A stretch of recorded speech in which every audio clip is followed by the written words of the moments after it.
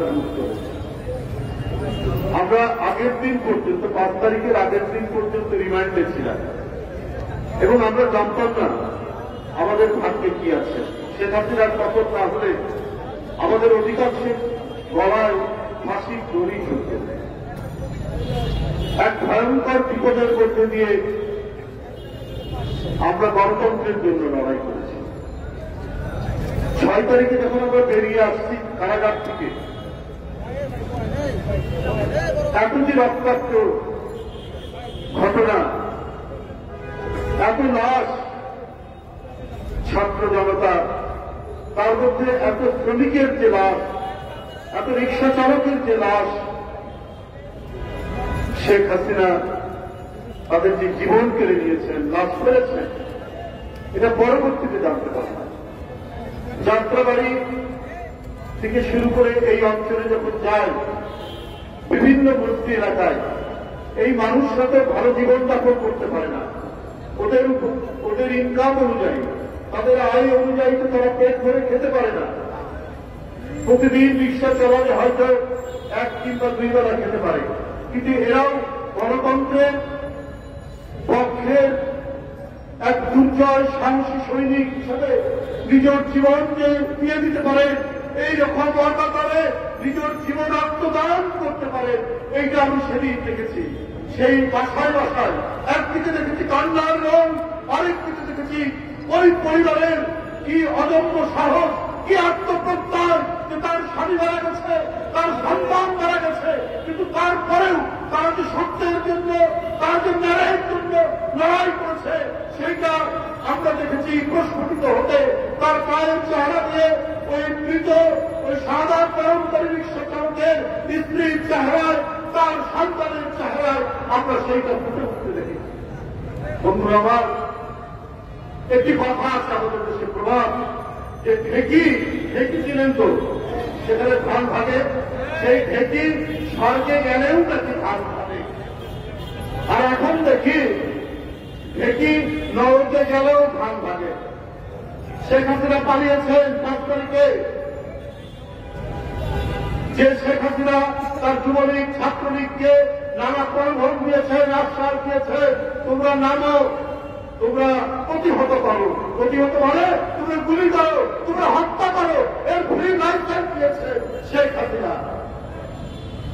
কিন্তু তারপরে আপনি নিজের বোনকে নিয়ে একা পালিয়ে গেলেন, যুবলীগ ছাত্রলীগকে ফেলে দিয়ে, শ্রমিক লীগকে ফেলে দিয়ে, মৎস্যজীবী লীগকে ফেলে দিয়ে, হাই আপনি নেত্রী, নিজের জীবন বাঁচাতে আপনি নিজে পালিয়ে চলে গেলেন, আর যাদেরকে দিয়ে আপনি হত্যা করালেন, জীবন কেড়ে দিলেন গণতান্ত্রিক কর্মীদের। সেই সমস্ত পুলিশ কর্মকর্তা 2 একজন পালিয়েছে, সবগুলোকে রেখে দিয়ে আপনি পালিয়েছেন। তা আপনি এরপরে যে দেশে আশ্রয় নিয়েছেন, সেই দেশ থেকে মাঝে মাঝে আওয়াজ তোলেন। আমি কাছাকাছি আছি, ভিডিও ভাইরাল হয়, সেই ভাইরালে শোনা যায় তিনি বলেন আমি কাছাকাছি আছি পুনরায় নেতা কর্মীদের উৎসাহিত করার জন্য। কিন্তু আর আগের মতো তিনি আর সারা হন না। 2 একটা দুর্বৃত্ত তো আছে, এই দুর্বৃত্তদেরকে তিনি আশ্রয় দেন, তুমি মারো, প্রতিহত করো, হত্যা করো। ইতিমধ্যে 2-3 জনকে হত্যাও করিয়েছেন এই দুষ্কৃতিকারীদের দ্বারা। আবার মাঝে মাঝে উনি গুজব ছড়া, মিথ্যা কথা বলার তো অভ্যেস। ওই যে বললাম দেখি স্বর্গে গেলেও ধান ভাগে, ওই নরকে যাওয়ার পরেও ধান ভাগছে, মিথ্যার ধান ভাগছে। উনি বললেন, তার লোকেরা বলে বেড়াচ্ছে নির্বাচিত রাষ্ট্রপতি ডোনাল্ড ট্রাম্প নাকি বলেছে শেখ হাসিনা এখনো প্রধানমন্ত্রী দান করছে। তো এটা আসলে অন্য কিছুই না, এই মিথ্যাচার দিয়ে তিনি যেমন 15 বছর মানুষ গুপ্ত হত্যা, ক্রাসফায়ার হত্যা করেছেন, আর জনগণের সামনে এসে নিজে কান্নাকাটি করেছেন। তিনি ঘাতক, তিনি কষায়, তিনি হত্যাকারী, তিনি নরপিশাচ, কিন্তু জনগণের কাছে এসে অভিনয় করেন মাঝে মাঝে চোখ দিয়ে পানি। ডোনাল্ড ট্রাম্প এই কথা বলেছেন কিনা, এই কিন্তু একটা আন্তর্জাতিক গণমাধ্যম AFP, এটার উপর গবেষণা করেছে না, এই কথা বলেন। মার্কিন যুক্তরাষ্ট্রের তো বাংলাদেশে রাষ্ট্র আছে, এম্বাসি আছে, তারাও তো কেউ বলেন। কিন্তু এই ডাহার মিথ্যা কথাগুলো তিনি একের পর এক বলে যাচ্ছেন, একের পর এক মিথ্যা কথা বলে তিনি কাজ করছেন। কিন্তু উনি কোন মুখ নিয়ে এই দেশে আসবেন? এদেশের জনগণ তো একেবারে নির্জীব, নিষ্প্রাণ, পাথর নয়। আপনার অপকর্ম, আপনার অপকীর্তি, আপনার ঘাতকের যে নিষ্ঠুর চেষ্টা 15 বছর ধরে বাংলাদেশের জনগণ দেখেছে। আপনি কত নির্মম হতে পারেন? আপনি নিজের ক্ষমতা, নিজের প্রকৃতি নিশ্চিত করার জন্য আপনি আশা করে আপনার পছন্দসই পুলিশ অফিসারদেরকে দিয়ে আপনি বলতে পারেন যে তোমরা হত্যা করো, তোমরা মারো, তাতে কোনো দায় আসবে না। আর তার পুলিশ কর্মকর্তারা বলেছে পুলিশ সদস্যদেরকে যে তোমাদের কাছে বন্দুক দেওয়া হয়েছে, তোমাদের কাছে গুলি দেওয়া হয়েছে, এটা পকেটে রাখার জন্য নয়।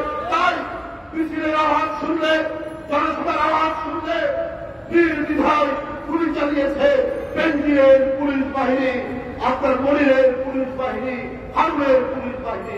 এইটা ছিল শেখ হাসিনার দুঃশাসন।